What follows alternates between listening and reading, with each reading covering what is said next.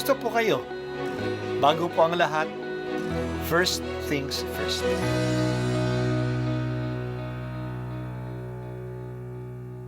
Good morning po. Sinisimulan po natin ngayon ang first things first. At dito po, tinatalakay natin sa unang bahagi ng umaga natin ay ang first readings na binabasa po sa banal na misa. Ito pong tinatalakay natin kasi madalas po kasi marami na tayong alam tungkol sa gospel readings. Pero konti po ang nagsasalita sa first readings. Pero ang first readings, bahagi din po yan ng Biblia, ng banal na kasulatan. Kaya susubaybayan po natin ang mga first readings, basahin po natin at kuminsan kailangan ng basahin ng 2 o 3 beses bago maintindihan kasi hindi po tayo familiar sa mga istorya at sa mga kaisipan na tinatalakay dito. Ang pagbasa mula sa mga gawa ng mga apostol. Noong mga araw na iyon, pagkatapos ng mahabang pagtatalo, tumindig si Pedro at sinabi sa mga apostol at sa matatanda, "Mga kapatid, nalalaman ninyo na noong nakaraang mga araw, inirang ako ng Diyos upang ipangaral sa mga hintilang mabuting balita at sila na may sumampalataya. At ang Diyos na nakasasaliksik ng puso ang nagpatotoo na tulad natin, sila'y tinatanggap niya ng pagkalooban sila ng Espiritu Santo. Iisang tingin ng Diyos sa kanila at sa atin. Nililinis din niya ang kanilang mga puso sapagkat nanalig sila kay Hesukristo. Bakit ba marunong pa kayo sa Diyos? Bakit ninyo ipinapapasan sa mga alagad ang isang dalahing mabigat na hindi natin napasan ni ng ating mga magulang? Sumasampalataya tayo at naligtas sa pamamagitan ng kagandahang loob ng Panginoong Hesus.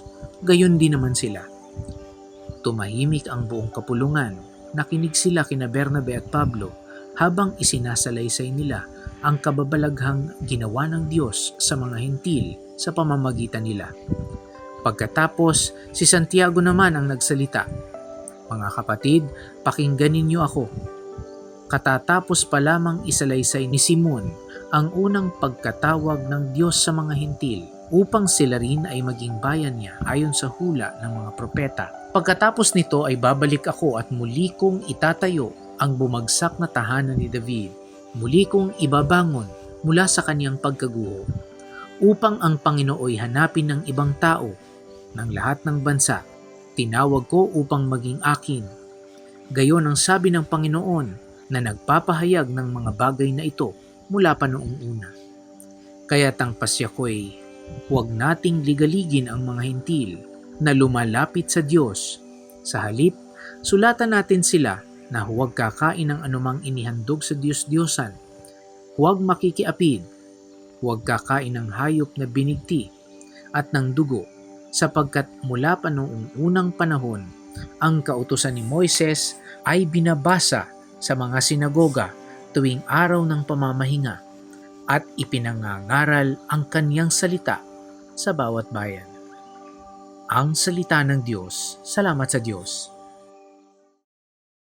Si Bernabe at si Pablo ay itinalaga ng simbahan sa Antioquia ng Syria na maging misyonero sa udyok ng Espiritu Santo. Kaya umalis si Bernabe at si Pablo at pumunta sa isla ng Sipre. Kasama nila noon si Juan Marcos, ang pinsan ni Bernabe. Siya ay magiging manunulat ng Ebanghelyo ni San Marcos. Iniwan sila nito pagdating nila sa Perga ng Pamphylia at bumalik sa Jerusalem. Maaring na homesick siya o hindi pa kaya ang pagmimisyon dahil immature pa siya. Mula sa Perga, pumunta ang dalawa sa Antioquia ng Pisidia. Iba ito sa Antioquia ng Syria na pinanggalingan nila. Sa ganitong yugto ng pagsasama nila, si Bernabe ang kinikilala na leader at si Pablo ang spokesperson. Ang nabasa natin ngayon ay ang bahagi ng unang sermon ni Pablo sa Biblia. Siya ay nagsalita sa mga Hudyo sa Antioquia ng Pisidia. Nagsalita siya sa kanilang sinagoga. Pinagpatuloy ng mga alagad ang ginawa ni Jesus na siya ay nagsasalita sa mga sinagoga. Sa kanilang pagtitipon sa sinagoga, may isang bahagi na iniimbita ang sinumang gustong magsalita, lalo na ang mga bisita.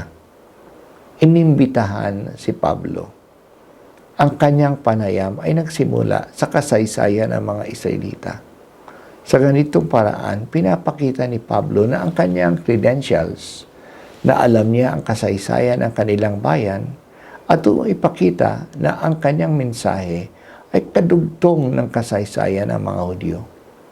Nagsimula siya sa pag-alis ng mga Israelita sa Ehipto, sa kanilang paglakbay sa disyerto, sa kanilang pagpasok sa Kanaan, hanggang sa paghahari ni Saul at ni David.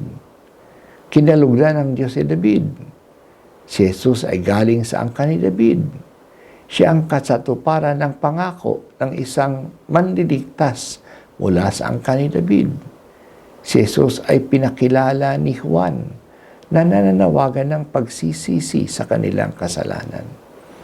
Ang kanyang pagbibinyag ay tanda ng pagsisisi. Kahit mataas ang expectation ng mga Israelita kay Juan, maliwanag na sinabi niya na hindi siya ang Kristo. Ang Kristo ay darating na kasunod niya. Mas dakila siya. Hindi nga siya karapat-dapat na mag-alis ng kanyang panyapak. Ipagpapatuloy ang sermon ni Pablo bukas sa ating pagbasa. Ang kaligtasan ay nangyayari sa kasaysayan. Kaya mayroon tayong salvation history, kasaysayan ng kaligtasan. Hindi lang basta-basta ang kumikilos ang Diyos. Palagi siyang kumikilos sa kasaysayan. Kasaysayan ng kanyang bayan, kasaysayan ng mundo. Sa Biblia, makikita natin ang kasaysayan ng kaligtasan. Inaalam natin ito kasi ito ang template, ang modelo ng pagkilos niya sa kasaysayan, kahit na sa kasaysayan ng ating buhay ngayon. Makikita natin dito paano kumikilos ang Diyos.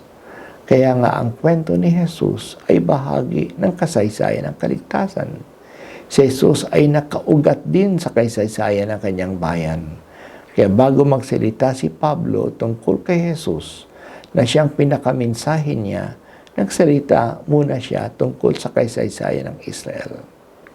Magandang tanungin sa ating sarili, nakikita ba natin na tayo ay kaugnay sa kasaysayan ng kaligtasan, sa kasaysayan ng bayan ng Diyos?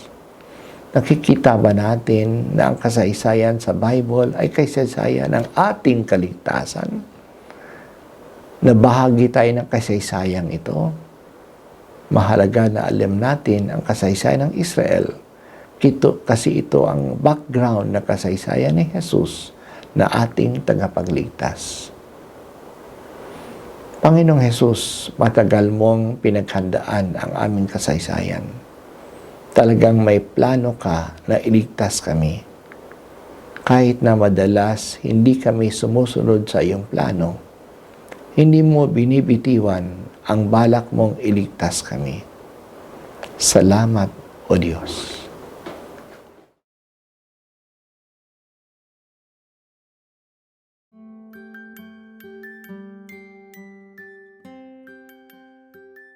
At ako po ay si Bishop Broderick Pabilio dito sa First Things First.